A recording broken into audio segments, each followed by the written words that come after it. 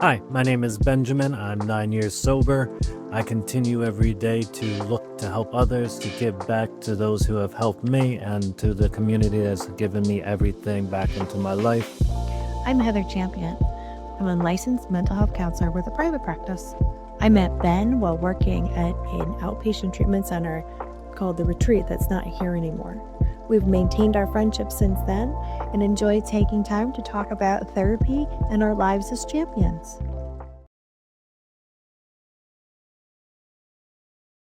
So he came to me, he's about to become a father, and his father basically abandoned him when he was little.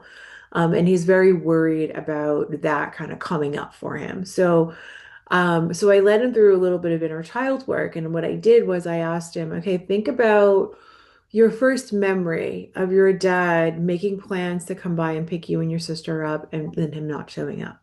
Can you put yourself back there again? And he's like, yeah. I'm like, okay, so I want you to, now you're not reliving it. You're just back there again. You're kind of seeing what's going on. And he's like, okay. So I'm like, describe the scene to me. What's happening there? He's like, it's me and my sister. Da, da, da. And I'm like, all right. So what are you doing? It's like, you're a grown up watching this situation now, right? So you're a grown up. Tell me what little boy you was doing. And what is little you've experienced it, so you know what he's feeling too. What is he doing? What is he feeling? And so I said, I want you to come up with whatever you think that that little boy needs to hear right now. Tell me what he needs to hear. So we started summarizing. He's like, no, no, no, no. I don't want your summarization of that little boy needs. I want you to give me the actual words. What does he need to hear? What does he need you to do? And I was trying to get him to say, it's not your fault. Mm. That's all I was trying to get him to say. I wanted him to say it on his own, though. It's not your fault. You are loved. And daddy has his own issues because that's what that little boy needed to hear. And what he needed to hear, what he needed was somebody to say that and give him a big hug and say, come on, let's go do something else. Don't sit here and wait for him anymore.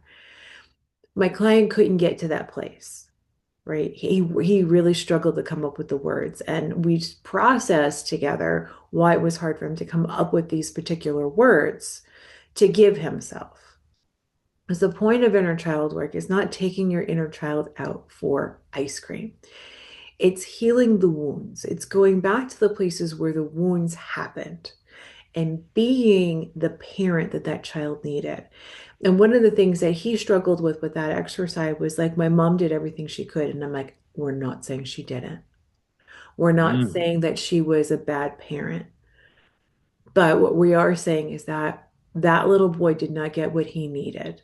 And so within him developed this belief system of, I'm not good enough.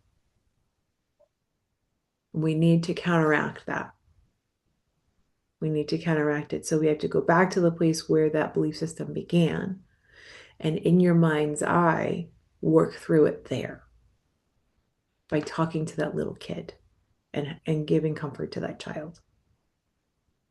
To reassure yourself for today. Mhm. You ever see the Goodwill Hunting scene where Robin Williams is pushing back against Matt Damon, saying it's not your fault Yeah. over and over again? That just made me think of that. Yeah. And that's what I think of too when I think of inner child work is kind of just reminding yourself like there's some things you're out of control of. There's some Yeah. things that you're just born into and the cards fell where they fell. Mm. Well, the thing is that with little kids, when you're, let's like, I say up to the age of maybe 8 or 9 years old, and as we get older, we get better at this, but the younger the child, the more that they're going to think that they're the reason why something is happening. They cannot separate themselves from what is happening because if you think about it, like a 4-year-old does not understand going to work. A Mm. 4-year-old does not understand commuting.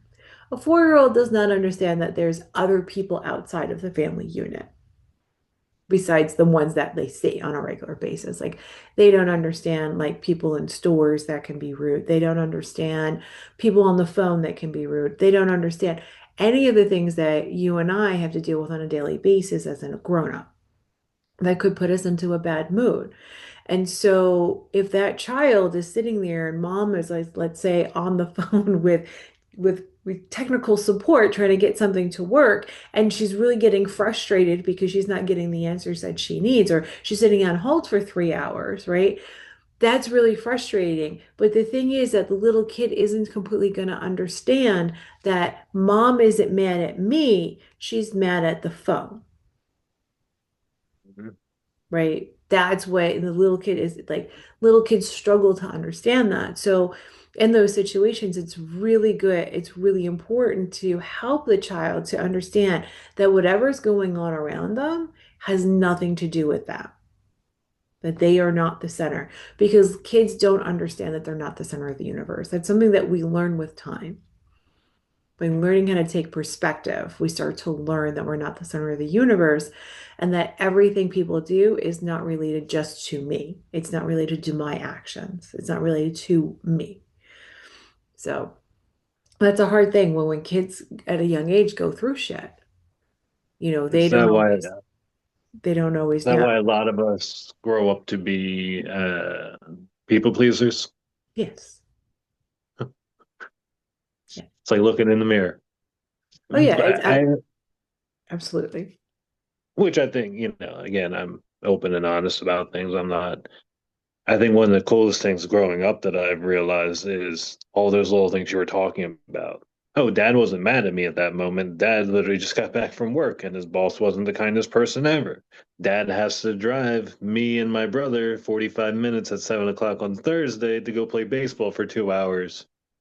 And even my friends and I talked to it about it this weekend. Like, we never really thought about it.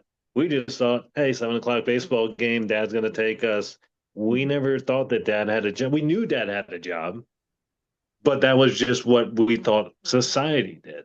Hmm. We just thought, hey, a job's a title. That's what dad does. That's what your dad does. That's what my dad does. Cool. Yeah. Yeah. Growing up recently, in especially in the last 3 or 4 years, it's really hit me that, oh my God, my parents are humans first before my parents. They are people who deal with their own day to day, day in and day out issues. Yeah. And I've always thought it's, the best way you can really deal with that stuff is just directly saying it like, hey, dad, I never viewed you outside of just being my father. Hmm. And that's, I think, came with a lot of maturity for myself is, oh, my dad did do the best he could. There Right. was no manual to how to raise a child. Because I think, a lot in treatment world, we talk about inner child. Hmm. My friends and I talk about it a lot. And it's one of those things I think I can speak for myself, a lot of us deal with Hmm. that we don't know we deal with, Hmm. right? Um, yeah, inner child's hard because I think for a lot of our lives, we are trying to please that inner child, those calm moments. Well, we're trying to compensate for what they think is going on Okay. as an How adult so? because we can't always hear what they're saying. So there is a branch of therapy and approach called internal family systems, where we kind of break down ourselves into our parts. And the main three parts in IFS is the executive, which is the one that's in control. We have the firefighter, who's the one who deals with things when shit goes sideways. And then we have the outcast, which is typically the inner child. And so when we look at it from that framework, things make a little bit more sense. That part of the problem when we screw up, when we make mistakes, when we can't get through things, it's because those three parts are not working in concert with one another. They're not working together. They're working against one another. So like the executive is in control when things are calm, and but it also can be my harsh inner critic. Mm, The firefighter is the one that handles things when things are not going well, but it could also be very impulsive. The inner child is who, especially when those parts aren't working together, their inner child is what they're trying to push away. So they're compensating for what the outcast is feeling and what's going on with the outcast. And the thing is that when we do internal family systems work, in addition to the inner child work, because we can kind of lump them together, we get the executive to talk to the inner child and say, we talk to the executive like, why do you hate this kid so much? Why are you trying to overcompensate for the fact that this child exists? Why don't you want to look at them? When we talk about like what when we're doing that type of work, what we're really doing is it's a lot of imaginative work. So you're kind of in your mind's eye describing each one of these characters, what they look like, what's their name, how do they interact with one another, and we talk about their relationships. So it's really like family family therapy, but inside of me, and getting everybody to be a cohesive unit and working together, because when we do things that go against ourselves, right, we're usually trying to compensate or overcompensate for the place in ourselves where we feel like we're lacking, and that's the inner child. That's where the pain comes from. And That inner makes family sense. in the internal family systems therapy, we have to get both, and the thing is that as you work through internal family systems, I don't know if anybody's ever seen the show The Flight Attendant with Kelly Cuoco. But the last season of The Flight Attendant was really interesting because they kind of took that approach and they shot it that way, where she was like in the first season, the girl in the black dress with the sparkles on it, and her hair is all up and she's like out partying. And then the next day, girl who's in her black sweater and her makeup's all down her face and she's like throwing up in the toilet because she drank too much. And then there's like her current version of herself. And then there's another version that kind of comes in. And then there's a child version of her. And they all kind of like fight with each other and they work together. And that's kind of a way of thinking about internal family systems, is that there's these different parts of ourselves that emerge. And the longer you work in that, the more parts will emerge. So it's not just those three parts. There's other parts that kind of come out as we're working through them, and they kind of spin out and they become other versions of ourselves that we need in different situations. But the idea is getting them all to work together. The human mind is interesting, ain't it? Yeah, What when I made see you, hmm? what makes you, or what's your favorite parts of therapy? Like, what are your favorite things to work on with people in therapy? My favorite thing is when I have that aha moment, when people start to really understand themselves and they're like, that's that makes sense. And I'm like, I'm glad you finally realized, or you finally saw what I see. Because it's like when we start in on a therapeutic journey with somebody, right? As soon as somebody sits down, I have them fill out a whole lot of paperwork about their history. And a lot of that is to cover my own butt in case, God forbid, that person goes out and shoots up a school or something like that. I've got paperwork that kind of covers me with what they think.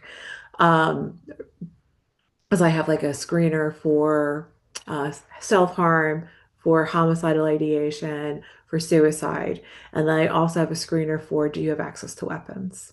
Mhm.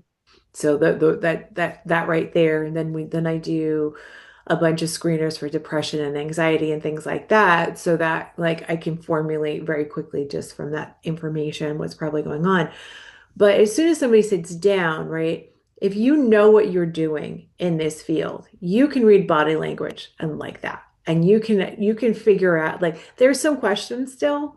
Let me get some things straight. But as soon as just the body language and the way somebody kind of holds themselves as they walk into the room and the way that they look for where they have to sit, especially because the way that my office works, right? So they have to come in through this first door right here and then go through this door right here to get into the down there, which is where I actually do my sessions. This is just like my office where I sit and do my paperwork and I do my virtual sessions. But in person, that's the way that we have to come through. And watching people try to navigate that is really funny. You because pick up on clues the moment they walk into your office. Therapy is technically already started. You're right. giving me a lot to work with just you walking in. Right. And it's just like just them walking through the front door, like the front door is over right over here. I can hear them walk in. I can hear them what they're doing. I can hear how they're settling in the waiting area. I could hear if one of my colleagues that also has space in this building, they come to check on them, say, hey, like, why are you? Because some people come really early, some people come very late. Some people are Some like people make texting a me. noise. Oh yes, they're texting me nonstop on their way in. Some people will make a ton of noise when they come in. I mean, a ton of noise, and they'll start yelling, "Hello, hello!" Because like most of the time, like I'm the only person in the building right now, and majority of the time, I am the only one here because I'm here a lot. Um, I find that working in an office is more efficient for me than working at home because if I'm at home, I worked from home for so long. I will go and sit on the couch. I'll go watch some TV, whatever I started watching last night or this morning that I want to catch up on. I will play on my iPad. I will hang out with the dog. I'll make a snack. I'll go, like, I will find all sorts of different things. I'll go look outside, see what my neighbors are doing. Like, it's better for me to just come here because then I stay focused and I can get stuff done. But yeah, I hear people coming in. I know, and I'm already like formulating even before that, when they reach out to me for an appointment, I'm looking at how are they responding to the things that I'm saying and doing. What's actually going on there? Because like there are people like I had was saying before that they will make an attempt to make an appointment, but it's a really, really crappy attempt. Mhm.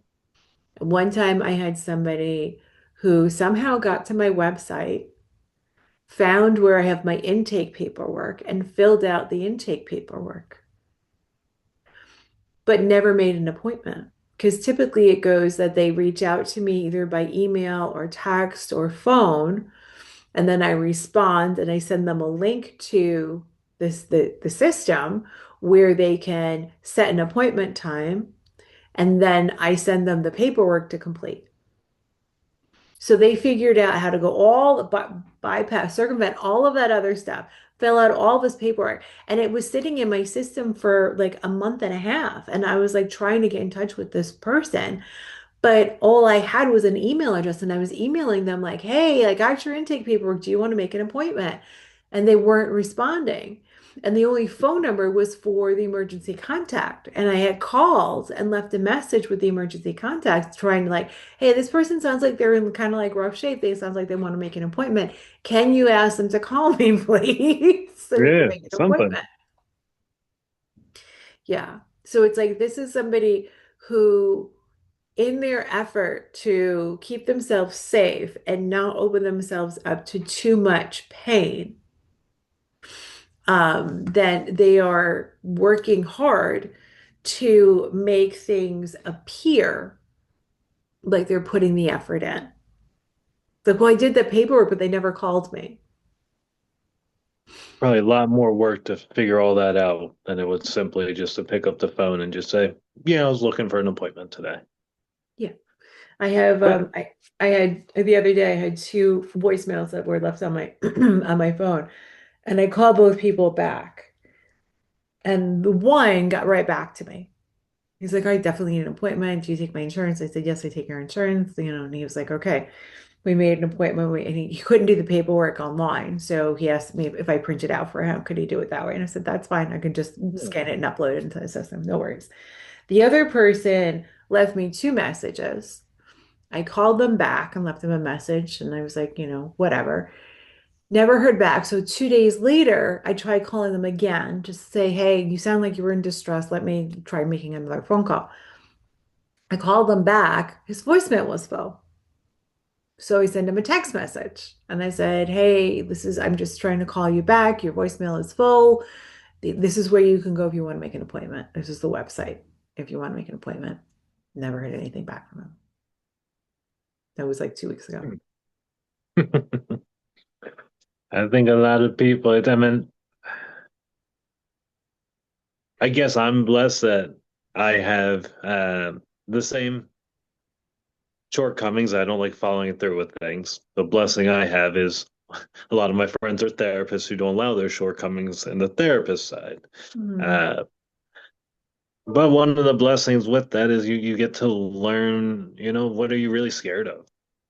And you also learn like, hey, I know how to operate a computer very well, but I just don't want to talk about my feelings. You learn about yourself. You learn about yourself when you avoid things. If you're able to sit back a little bit later down the line and just say, why was I truthfully avoiding something?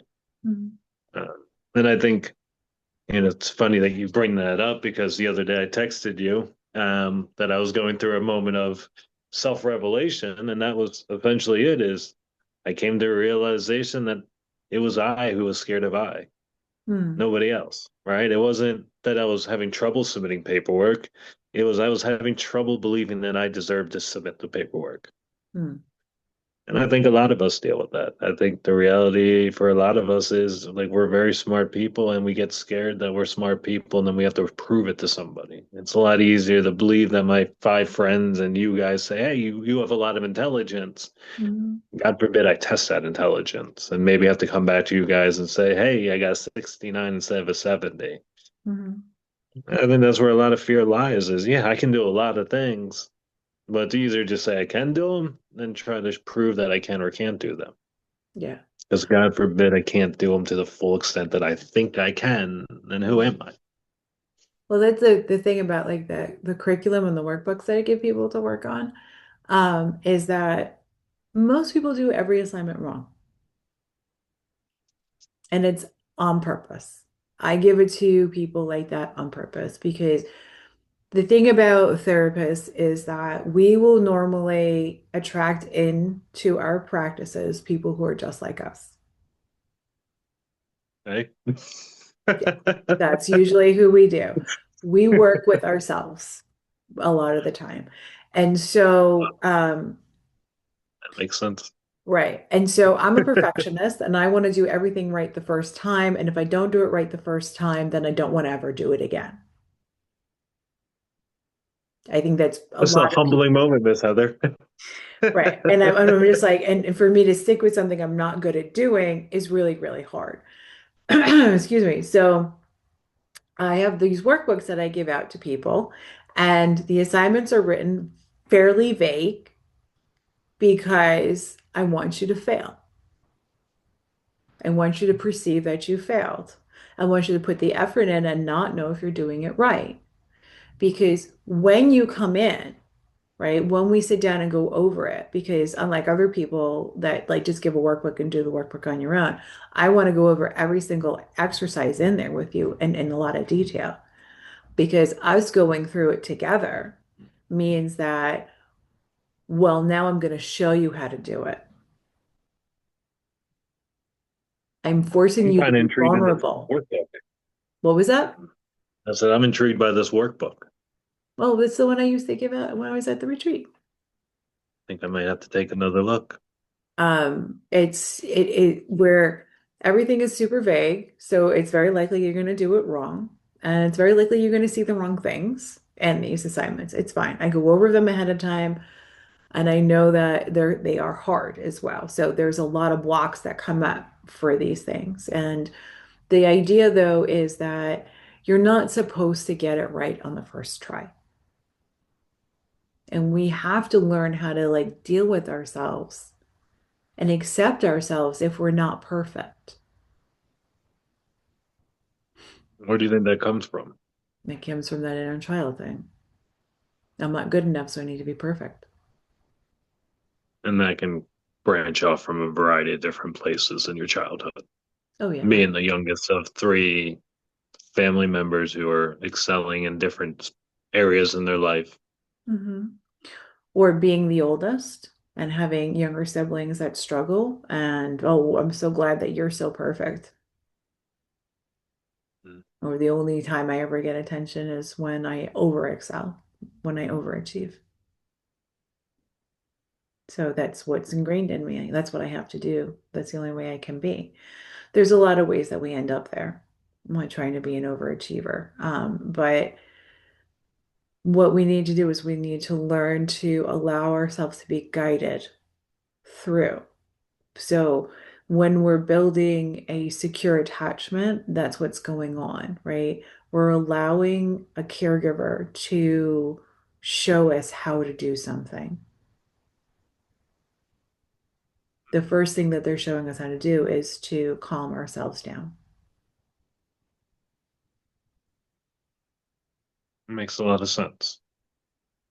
And if I miss that lesson, right, I never learned how to let somebody teach me how to do something, then that's something that I have to learn.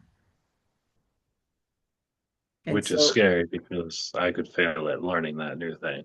right. And the thing is that like these are like super easy, innocuous types of exercises. It's like read these four stories and tell me where you think the person could have made a change. And But you self internalize it, well, the thing is that there's so many things that could happen with that. You could project like your own insecurities into the story because there's not a lot of detail. It's like two or three paragraphs and that's it. You can, or you can completely miss things. The number of times I've given those assignments out and watched somebody as they tell me what they think the person could have done wrong. Now, these are all true stories and I wrote them. So I know them all very, very well, right? One of them's even about me. And so when somebody's like looking at me like, was it right? Was I right? And I'm like, so why do you think that? Why do you think that's the place in the story where he could have made the best change? Why do you think that? What in the story told you that this is what was happening for him? What in the story, what verbiage, where did you see that in the story? Pull up your workbook, go ahead, pull it out. Let's talk about what it says in there and how you interpreted those words.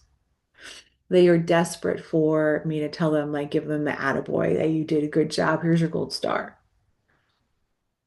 But they're not going to get that because based on then, the based on like when you say what do you think about that? Do you know the person you're working with based on how they respond to that question? Because like for me, when someone says, what do you think about that? I'm very hesitant because I'm a people pleaser, so I don't want to disrupt what your thoughts were. Does that right, allow you though, if somebody if else responds a different way? if we're Like, in this is session, exactly what I thought. Yes, to that question of what do you think? Because that question itself panics me because of where I come from. well, and that's the thing. That's why you need to go to therapy because a good therapist is going to ask you, what do you think about that? Not how do you feel about it?